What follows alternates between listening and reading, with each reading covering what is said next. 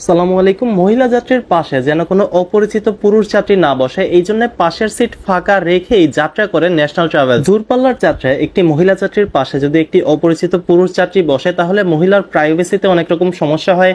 ঘুমাতে নিলে অনেক কনফিউশনে থাকে যে আসলে কি ঘুমানো ঠিক হবে নাকি। এছাড়া বাস যেহেতু একটা মুভিং অবজেক্ট, তো যখন গাড়ি রানিং এ থাকে তখন অনেক বেশি জার্কিং হয়, তো একটা মহিলা এবং পুরুষের একটা সংস্পর্শ হওয়ার প্রবাবিলিটি থাকে।